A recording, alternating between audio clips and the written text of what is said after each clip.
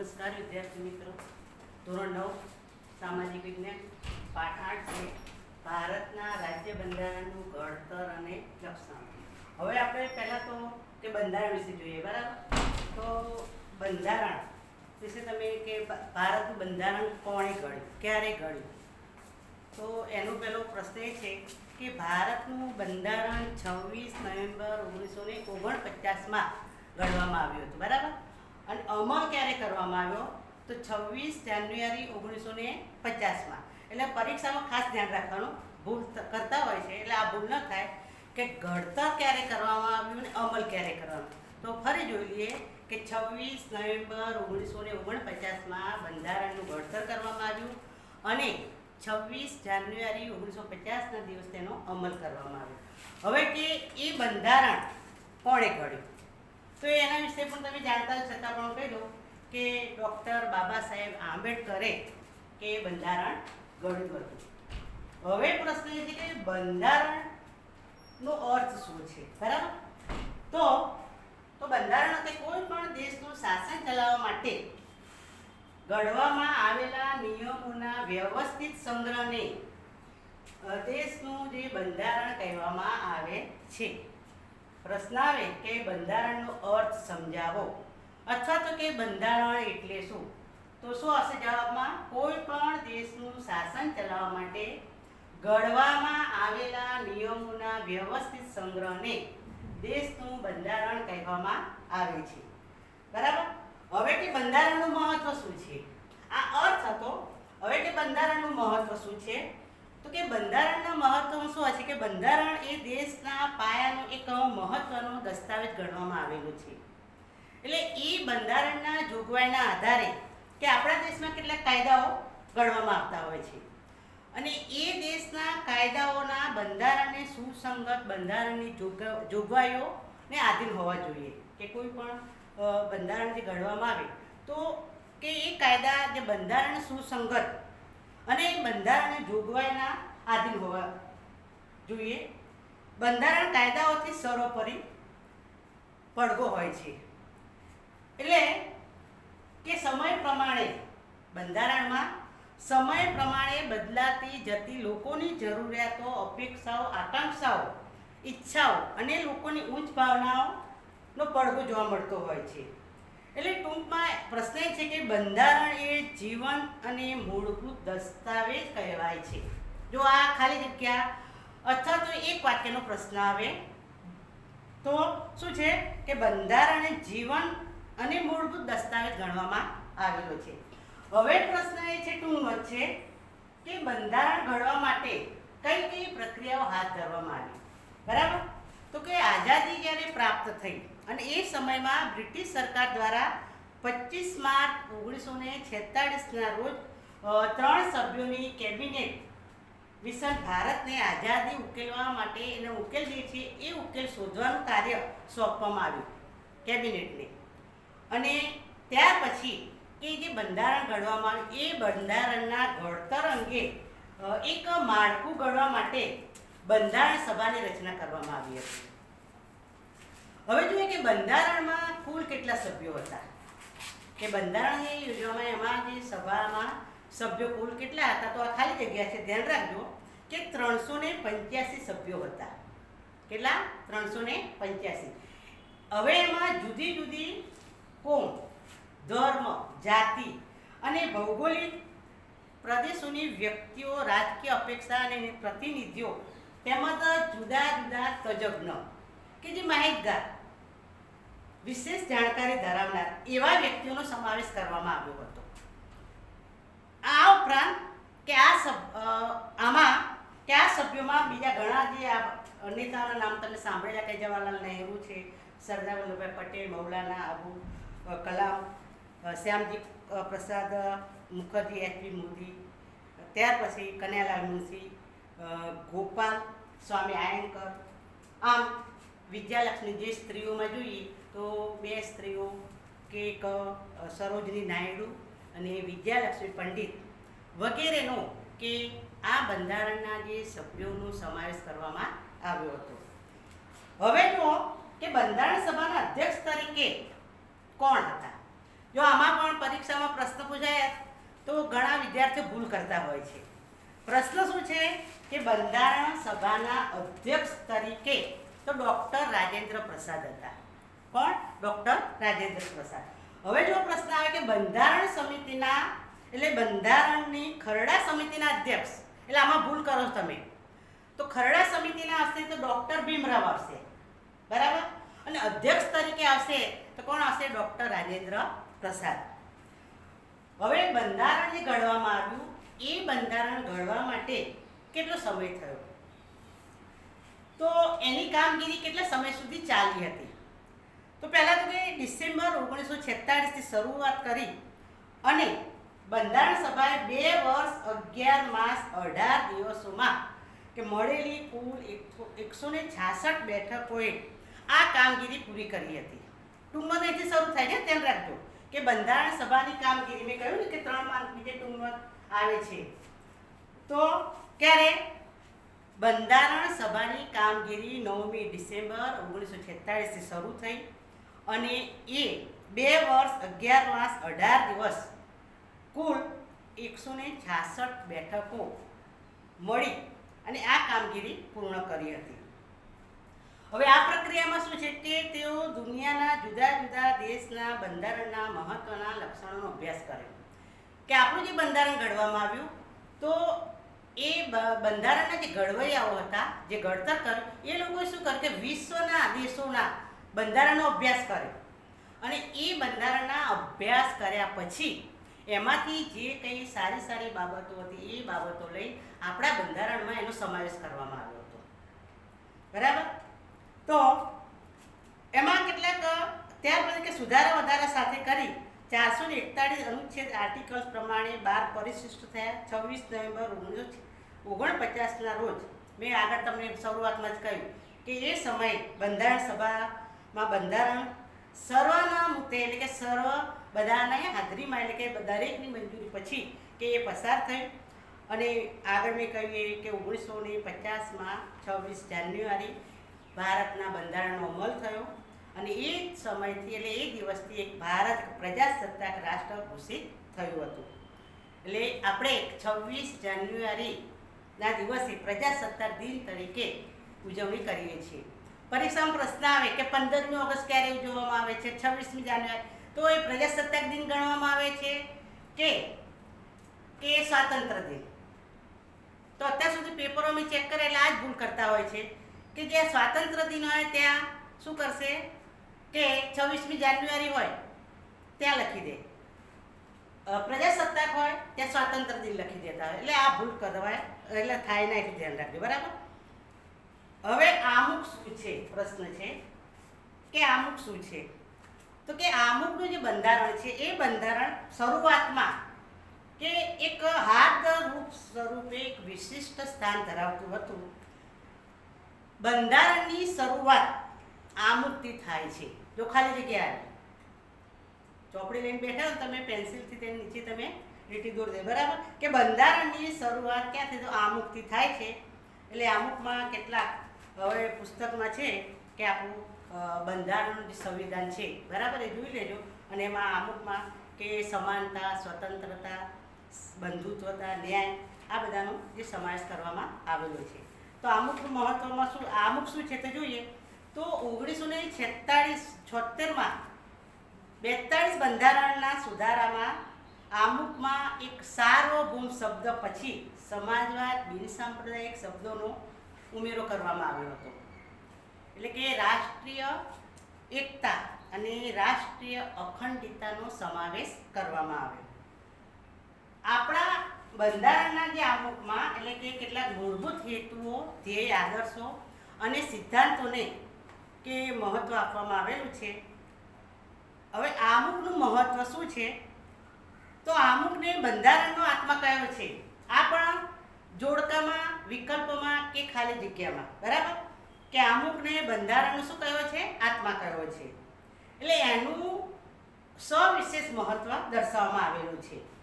તો કે કોઈ પણ કાયદાનું જે ઘડતર કરવામાં આવે અને એને પૂરી રીતે સમજવા, તેનું અર્થઘટનમાં માર્ગદર્શન મળતું હોય છે કે આમુખમાં. અને એ કાયદાના જે હેતુઓ હોય, આદર્શો કાયદાઓ ઘડવામાં આવ્યા હોય તો એ ઘડવા પાછળ કે આ સંસદીય નીતિ સમાયેલી છે. એટલે કયા પ્રકારની મુશ્કેલીઓ નિવારણ માટે અથવા એટલે કે તેના દ્વારા કાયદાઓ ઘડવામાં આવે છે અને એનો નિર્દેશ એ આમુખમાં સ્પષ્ટ દર્શાવવામાં આવેલો છે. એટલે આમુખ બંધારણનો અર્થ ગણવામાં આવ્યો છે. આમુખના આધાર સ્તંભો. તો આમુખના આધાર સ્તંભો 3 છે: લોકશાહી, સમાજવાદી, બિન સાંપ્રદાયિકતા.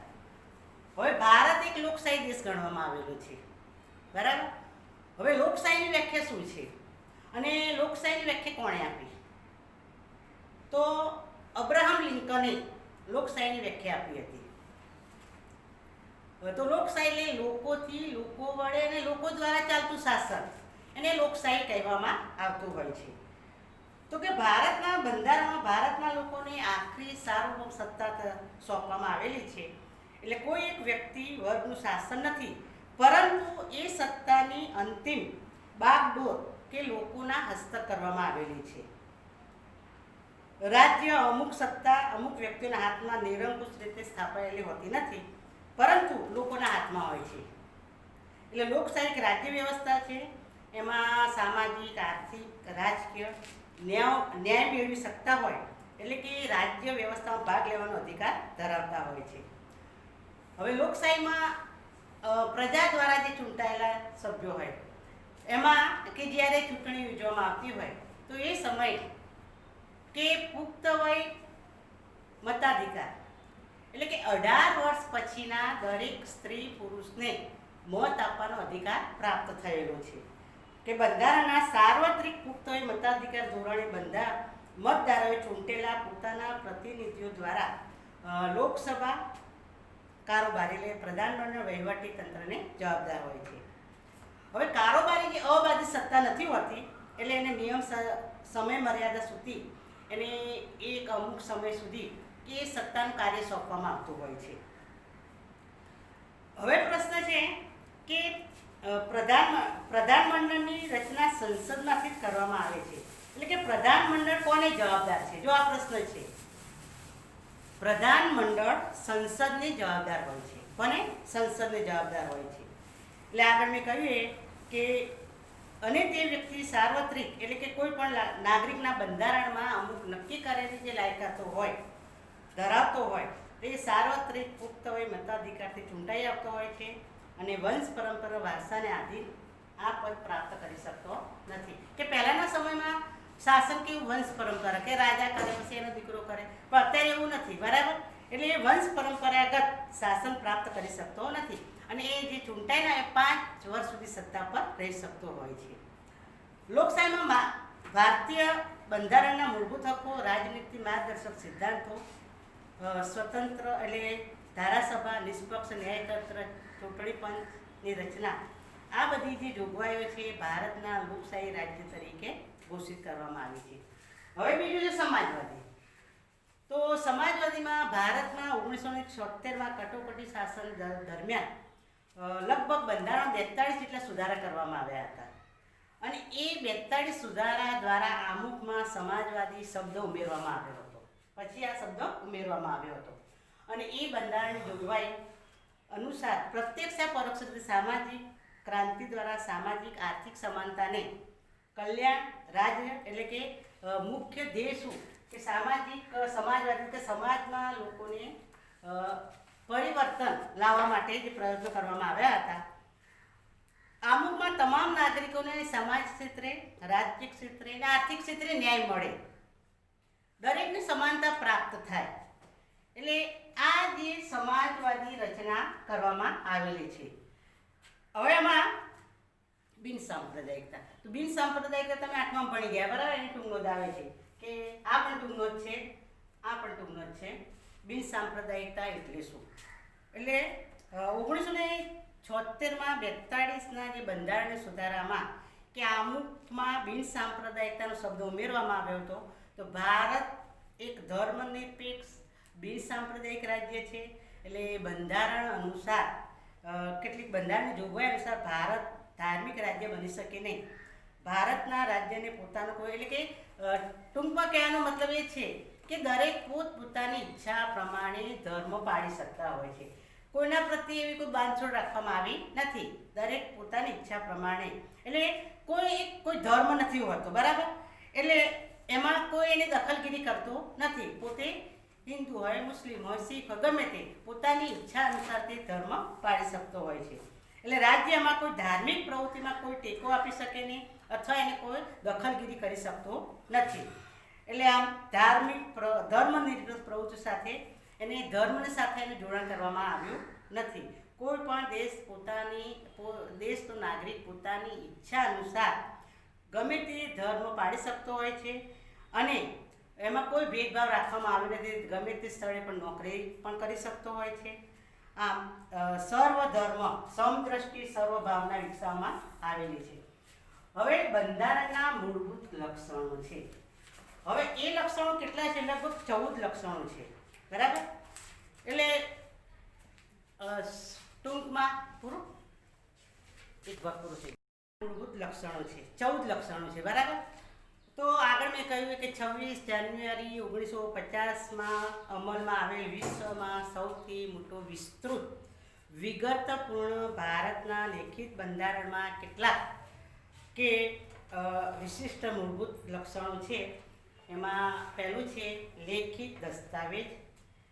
બ્રિટન અને ઇઝરાયલ અપવાદ સિવાય, કે આ બે દેશ સિવાય, કયા? બ્રિટન અને ઇઝરાયલ, આ બે સિવાય ભારત સહિત દુનિયાના બધા જ દેશોમાં, બધા જ લોકશાહી દેશોમાં બંધારણ લેખિત સ્વરૂપે છે. એમાં સમાજવાદ એટલે કે ભારત સામાજિક ભૌગોલિક પરિસ્થિતિ પૂરો ઇતિહાસને ધ્યાનમાં લઈ કે બંધારણ ઘડવામાં આવેલું છે. બીજું છે બંધારણનું કદ. તો બંધારણનું કદ, અહીં પ્રશ્ન છે, ધ્યાન આપો કે ભારતનું બંધારણ કેટલા ભાગોમાં વહેંચાયેલું છે? તો 22 ભાગમાં વહેંચાયેલું છે.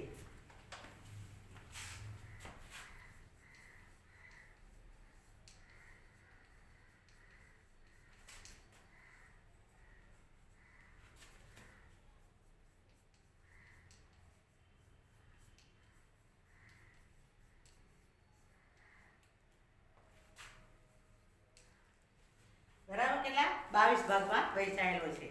અને આ બંધારણ કેન્દ્ર અને રાજ્યોની શાસન વ્યવસ્થા તેમજ આંતર સંબંધોમાં કેટલાક લોકોના મૂળભૂત હક્કો, ફરજો, એ 9માં, આના પછી પાઠ આવે છે 9માં, ભારતના મૂળભૂત હક્કો, રાજનીતિના માર્ગદર્શક સિદ્ધાંતો.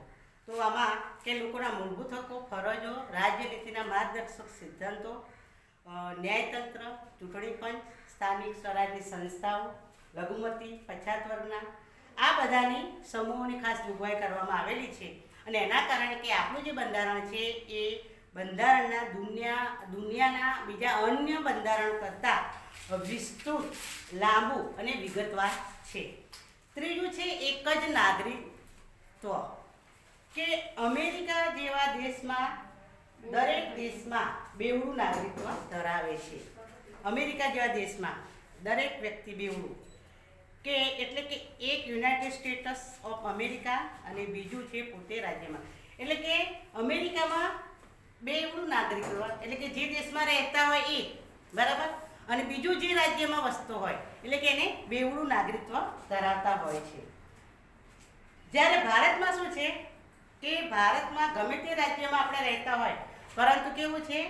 એક જ નાગરિકત્વ પ્રાપ્ત થયેલું છે. અમેરિકામાં કેવું છે? બેવડું. ભારતમાં એક જ છે. તો બેવડું કેવી રીતે? કે જે દેશમાં રહેતા હોય અને જે રાજ્યમાં વસવાટ કરતા હોય, એટલે એના આધારે બેવડું નાગરિકત્વ પ્રાપ્ત થયેલું છે. હવે જોઈએ કે આપણે રાજ્યની અલગ નાગરિકતા જેવું કંઈ નથી, પણ ભારતમાં જો માત્ર જમ્મુ અને કાશ્મીર છે ત્યાં પાછું બેવડું નાગરિકત્વ ધરાવે છે. એટલે ભારતનું અને બીજું જે વસવાટ કરતા હોય, જમ્મુ કાશ્મીરમાં વસવાટ કરતા હોય, એટલે ભારતમાં જમ્મુ અને કાશ્મીરમાં બેવડું નાગરિકત્વ પ્રાપ્ત છે. ચોથું છે મજબૂત કેન્દ્રવાળું સમવાય તંત્ર. તો ભારતના બંધારણમાં ક્યાંય સમવાય શબ્દનો ઉપયોગ કરવામાં આવેલો નથી.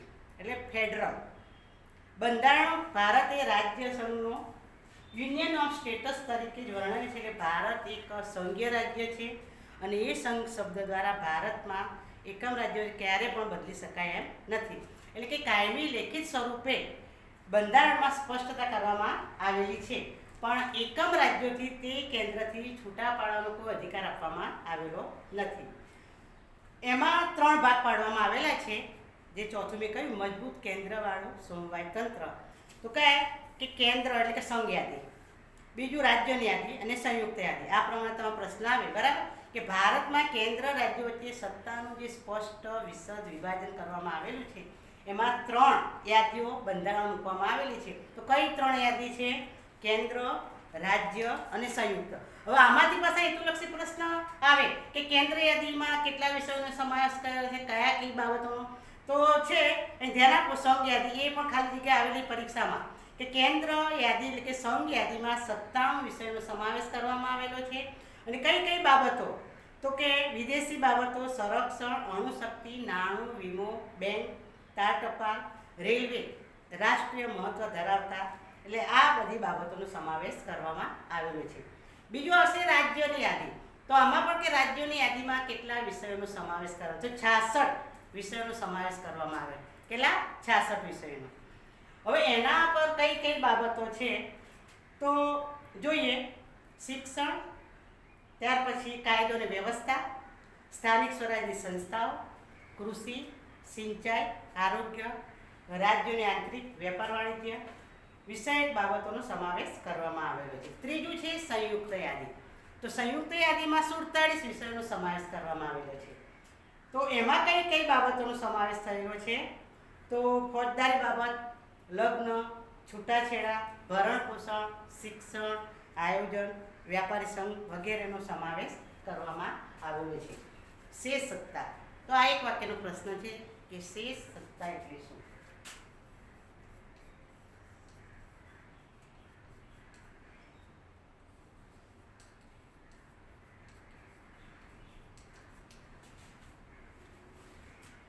તો જે વિષયોમાં કેન્દ્ર અને રાજ્ય વચ્ચે કે સ્પષ્ટ સત્તાની સ્પષ્ટ વહેંચણી કરવામાં ન આવી હોય, બરાબર, અને એ જે વિષયોનો સમાવેશ શેષ સત્તામાં કરવામાં આવેલો હોય, એટલે એને શું કહેવામાં આવશે? શેષ સત્તા. ફરી, જે વિષયોમાં કેન્દ્ર અને રાજ્યો વચ્ચે સત્તાની સ્પષ્ટ વહેંચણી કરવામાં આવી ન હોય અથવા વહેંચણી થઈ શકી ન હોય, તો એ વિષયોનો સમાવેશ શેષ સત્તામાં કરવામાં આવેલો છે. હવે છે કટોકટી, વેળા, એકતંત્રી વ્યવસ્થા. તો ભારતમાં બંધારણમાં 3 પ્રકારની કટોકટી કે યુદ્ધ, બાહ્ય આક્રમણ, સશસ્ત્ર બળવો, રાષ્ટ્રીય સલામતી જોખવાય, આવી પરિસ્થિતિ દેશમાં એક કટોકટી જાહેર કે કોઈ દેશે બીજા બાહ્ય આક્રમણ કરવામાં આવેલું હોય અથવા શસ્ત્રો દ્વારા કે બળવો કર્યો હોય, બરાબર, અને એના કારણે કે આવી પરિસ્થિતિ ઉદ્ભવે તો એના કારણે કે રાષ્ટ્રીય સલામતી જોખમાતી હોય છે. રાજ્યમાં કાયદો અને વ્યવસ્થાની પરિસ્થિતિ પડી ભાગી હોય ત્યારે બંધારણની જોગવાઈ અનુસાર કે રાજ્યની સરકાર જો ચાલી શકે એમ ન હોય ત્યારે કેન્દ્ર સરકાર એક બંધારણ કટોકટી જાહેર કરે છે. દ્વિગૃહી પ્રથા. તો દ્વિગૃહી પ્રથામાં આમાં જોઈ લો કે લોકો દ્વારા ચૂંટાયેલા પ્રતિનિધિઓની બનેલી લોકસભા છે. આ પણ તમે 8માં ભણી ગયા કે લોકસભા અને રાજ્યસભા ઉપલું ગૃહ અને નીચલું ગૃહ તરીકે ઓળખવામાં આવે છે. તો સંસદના 2 ગૃહો છે. જો આ પ્રશ્ન પણ આવે કે સંસદમાં કેટલા ગૃહો છે? 2. કયા 2? રાજ્યસભા અને લોકસભા, અથવા તો કે ઉપલું ગૃહ અથવા નીચલું ગૃહ. હવે ઉપલું ગૃહ રાજ્યસભા એટલે કે નીચલું ગૃહ લોકસભા, બરાબર. પ્રધાનમંડળના જે સભ્યોની સંસદ સભ્યો એટલે રચના એના દ્વારા કરવામાં આવતી હોય છે. આગળ મેં કહ્યું કે પ્રધાનમંડળ કોને જવાબદાર હોય છે? સંસદને જવાબદાર હોય છે. એટલે એમાં કેટલાક પ્રધાનમંડળ લોકસભાનો વિશ્વાસ ધરાવે ત્યાં સુધી કે સત્તા પર રહી શકતા હોય છે, કે 5 વર્ષ સુધી સત્તા પર રહે. એટલે જો 5 વર્ષ સુધી એની કામગીરી સારી બજાવી હોય તો ફરી પાછું તે આવી શકે. જો 5 વર્ષમાં કામગીરી સારી ન બજાવી હોય તો એ ફરી આવી શકે નહીં, એટલે સત્તા પર તે રહી શકતો નથી. ટૂંકનો છે એકકૃત ન્યાયતંત્ર. ભારતનું બંધારણ સળંગ સુગ્રંથિત ન્યાયતંત્ર એક નિષ્પક્ષ, એક સૂત્રી ન્યાયતંત્રની સ્થાપના કરવામાં આવેલી છે. એમાં કે સૌથી ઊંચી અદાલત સર્વોચ્ચ અદાલત, અને એ પણ સર્વોચ્ચ અદાલત કે એની અદાલત ક્યાં આવેલી? દિલ્હીમાં આવેલી છે. બરાબર, સૌથી ઊંચી કે સર્વોચ્ચ અદાલત જે કંઈ માન્ય રાખે, એટલે કે એની બીજી નીચલી અદાલતો હોય અને એ નીચલી અદાલતો કરતાં સર્વોચ્ચ અદાલત એની ઊંચી ગણવામાં આવતી હોય છે, અને બધી જે સત્તા એને હોય છે. એટલે એ જે ચુકાદો આપે સર્વોચ્ચ અદાલત એ માન્ય ગણવામાં આવતું હોય છે.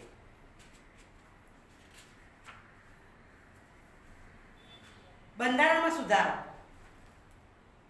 તો એ પણ આપણે આગળ જોઈ ગયા. એટલે બહુ હવે જોઈએ સાર્વત્રિક પુખ્ત વય મતાધિકાર. એ પણ મેં તમને કહી દીધું કે ભારતના બંધારણમાં 18 વર્ષની ઉંમરના તમામ નાગરિકોને કોઈ પણ જાતના ધર્મ, લિંગ, કોઈ પણ જાતના ભેદભાવ સિવાય આવક હોય, કોમ હોય, મિલકત હોય, જન્મસ્થાન, કોઈ પણ જાતના ભેદભાવ સિવાય દરેકને મત આપવાનો અધિકાર પ્રાપ્ત કર્યો છે.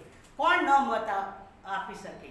તો જે અસ્થિર મગજનો હોય, રાષ્ટ્રનો ગુનેગાર હોય, બરાબર, નાદાન હોય, નાની ઉંમરના, આ લોકો મત આપી શકતા નથી.